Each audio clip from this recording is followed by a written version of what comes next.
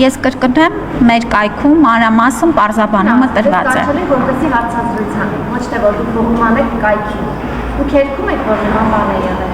Ես էլ ձեզ պատասխանում եմ, մանրամասն պատասխանը կայքում տեղադրված է։ Եվ նաև ես առաջարկել էի, որ հարցում անեք, որպեսզի ձեզ համար որևէ մութ տեղ չմնա։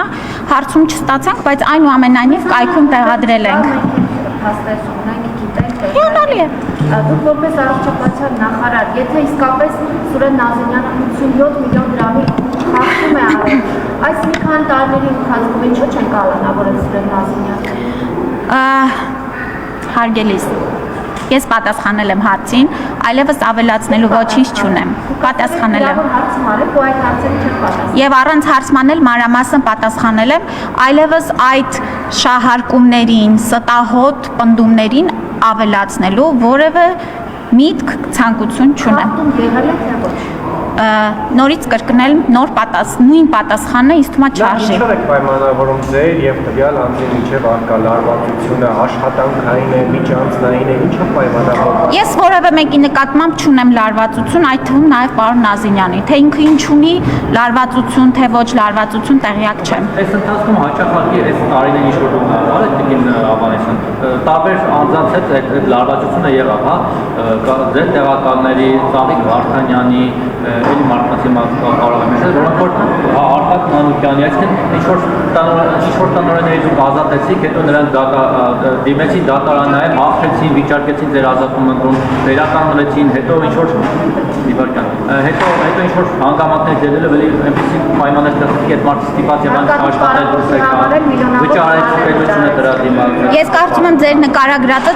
ճիշտ ցուցիչ է, որ մեր համակարգում իսկապես բարեփոխումներ են լինում, իսկ բարեփոխումների շրջանակներում չեն կարող չլինել փոփոխություններ եւ չի կարող լինել, որ այն մարդիկ, ովքեր որ այդ համակարգի մաս էին կազմում եւ մեր պատկերացումով չեն բավարարում մեր դրած չափանիշներին եւ չեն օգնում մեր բարեփոխումների իրականացմանը, այո, փոխվել են եւ իհարկե իրենք դրանից գոհ չեն, երջանիկ չեն, դա լրիվ նորմալ հասկանում եմ։ Տեսեք, եթե ներողություն եմ խնդրում, առողջապահական ոլորտի ուրեմն բարեփոխումները եւ համակարգային փոփոխությունները, այդ թվում նաեւ կադրային համակարգային փոփոխությունները մշտապես իմ օրակարգում է, ինչպես եղել է, այնպես էլ շարունակվելու են։ Ես ասեմ, որ առաջիկայում էլ եւ վստահ եմ ունենալու ենք թե ազատումներ, թե փոփոխություններ եւ ընդհանուր առմամբ մեր չափորոշիչներն ու նշաձողը, քանի գնա բարձրանալու է մեր կադրերի նկատմամբ։ Նարեկ Զեյնալյանի Գրիգոր Լուսավորչի տնօրեն նշանակվել է այդ բարեփոխումների շրջանակում տեղավորվում, որովհետև հերթական մանդատից կամ այլ պաշտոնից ազատվածը մեկ այլ իսամասնավոր կամ չգիտեմ, ոչ ուղիղ կառավարության կառավարության ստորաբաժանում պաշտոնի նշանակվեց, ընդ որում բարձր աշխատավարձով։ Ու նաև մամուլը քանից զգաց, որ դուք այնտեղ ուզեցել եք ձեր մարդկանց տեղավորել օրինակ աշխատակազմներ, ղեկավար կամ այլ պաշտոնների չի ստացվել, մի աղջկա մասին ենք խոսում, որ գնումների համառության պետներ ու դիմադրել են չեն ցանկացել ինչ է կատարվում։ Դե կուզեմ կողմնորոշվեք հիմա ես իմ մարդկանց նշանակում եմ, թե չեմ նշանակում։ Խնդիրը ինչու՞մն է։ Չէ, երկու վայրկյան առաջ ասում եք վայ, ստացվում է ձեր ուզած մարդկանց եք նշանակում։ Հիմա նորից ես կրկնեմ, որ ինձ համար կադրային քաղաքականությունը, ինչպես եղել է համակարգը փոխելու կարևոր գործոններից մեկը, այնպես էլ շարունակելու է մնալ։ Ես եթե կարելի է ավարտեմ։ Տեսեք, ընդհանուր առմամբ գիտեք տնօրեն լինելու եւ կառուցվածքային առումով նաեւ տնօրենի գործառույթները բաժանելու մասով չենք սահմանափակում միայն անձանց փոփոխություններով եւ առաջիկայում նաեւ ներկայացրել ենք օրենքի նախագիծ, որով որ տնօրենների նկատմամբ բժշկական կրթության պարտադիր լինելու հարցն է վերանայվում եւ մեր խորին համոզմամբ եւ նաեւ միջազգային փորձն ու այլ երկրների արդեն հաջողության պատմությունները ցույց են տալի, որ բժշկական կենտրոնների կառավարման ֆինանսական հատվածը, օպերացիոն հատվածը, ոչ վիրահատական, այլ պրոցեսների կառավարման հատվածը եւ զուտ մասնագիտական բուժական հատվածը պետք է որոշակիորեն տարանջատվի եւ ըստ էության դրանով նաեւ մենք համակարգային փոփոխություն կմտցնենք ընդհանուր կառավարման մեջ, առաջիկայում նաև այդ կիրականացնել։ Դե այն մարդը դեռ նոր է նշանակվել, դեռ չունեմ գոհ լինելու կամ դժգոհ լինելու առիթ։ Ինձ թվում է պետք է թույլ տանք, որ աշխատի։ Ընդհանրապես ես որպես հիմնադիր ես եմ նշանակում բժշկական կենտրոնների տնօրեններին միանշանակ։ Զեյնալյանը աշխատանքի առողջապահության հանձնաժողովի նախագահն էր, անդրադառնալը նրա տեղակալը Լուսինե Բադալյանն է, ով ևս մամուլի հրապարակումների համաձայն ասում էր, որ պատրաստվում է մանդատը վայր դնել։ Եթե այդպիսի բան տեղի ունենա, նրան ո՞ր ուժ հաստատության տնօրեն կպատկերացնեք։ Ես կարծում եմ Տիկին Բադալյանը նման բան չի արել, չունի, դե կապրենք, կտեսնենք, կդնի մանդատը թե ոչ, ես նման լուրերի տեղյակ չեմ։ Տիկին Ավանեսյան, դուք Նկատել մի կերպարը, որ ուժ հաստատությանը կհամապատասխանեք։ Ես պատասխանեցի ձեր հարցին։ Տիկին Ավանեսյան, քանի որ դուք նաև ակտիվ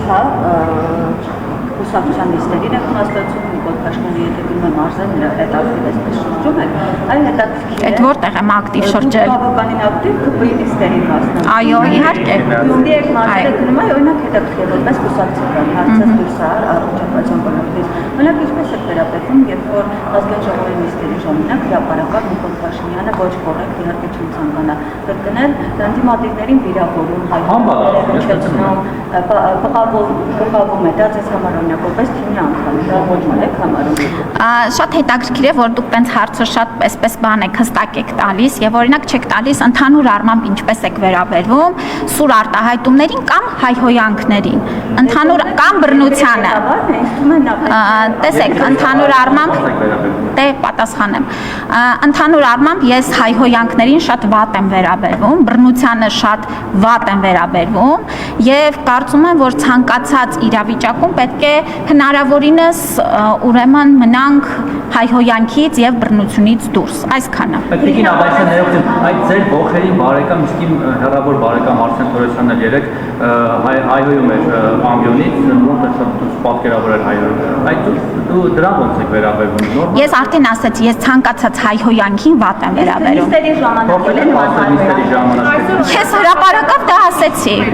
Կասեք օրինակ Արսեն Թորոսյանը, որ մի հայերի տղա ջան հարգելի գործընկեր։ Ես որևէ մեկին դաստիարակելու բան չունեմ եւ ես նորից կրկնում եմ եւ արդեն հրապարակային ասեցի, ցանկացած տիպի հայհոյանքին ես վատ եմ վերաբերվում։ ԿՊ-ի փակնիստերի ժամանակ էլ են նման հայհոյանքներ, ճապատություններ։ Թույլ տվեք ուղղակի չանդրադառնալ ձեր հարցին, որովհետև նման հարց անտեղիներ ոչ։ Պատասխանեցի։ Աշխատանքից ազատել եք Թոքաբանության ազգային կենտրոնի տնօրեն Արտակ Մանուկյանին, ով դատարանով վերականգնեց աշխատանքը, սակայն Հիմա նա տնօրեն է։ Դատարանով հաղթեց եւ չվերականգնվեց աշխատանքի։ Որքան գումար եք վճարել հարկադիր պարագայում։ Ուրեմն եթե դատարանով հաղթեր, ուրեմն եւ ըստ ձեր մեկնաբանությամբ նշանակման պարտադիրություն լիներ եւ դատարանը վերջնականապես դա հաստատեր, մենք չէինք կարող դատար։ Դուք այդ կառույցը Թոքաբանության ազգային կենտրոնը միացրել եք մեկ այլ կառույցի։ Չենք միացրել։ Որպես իրավահաջող նա չէր կարող։ Մենք որևէ բան դեռ որևէ բանի չենք միացրել։ Հարցում արեք կպատասխանեն ձեզ։ Չէ, օրինակ դուք մեղավորություն չեք զգում, որ ձեր պատճառով պետությունը այնքան միլիոններ է վճարում։ Գիտեք, ընդհանուր առմամբ դատարանները Հայաստանում գնում են դեպի անկախացման եւ ես որևէ տնտեսվարող կամ որևէ պետական մարմին չի թելադրում դատարանը ինչ որոշում կայացնի եւ այո լինում են դեպքեր, երբ որ դատարանը կայացնում է որոշում ի օգուտ այն անձի, ով հայց է ներկայացրել կամ պատասխանող է եւ ոչ պետական մարմինն է եւ դա էլ նորմալ գործընթաց է, ընդհանրապես քաղաքակիրթ երկրներում էլ պետական մարմինները պարտվում են եւ դա է երաշխիքը ժողովրդավար, իրավական, օրենքի գերակայություն ունեցող երկիր լինելու համար եւ եթե պարտվում ենք, դա իմ պատճառով չէ եւ նորից եմ կրկնում, ես ձեր հարցին պատասխանեցի։ Այո, ազատել ենք եւ համարում ենք, որ ճիշտ ենք ազատել։ Հաջողություն։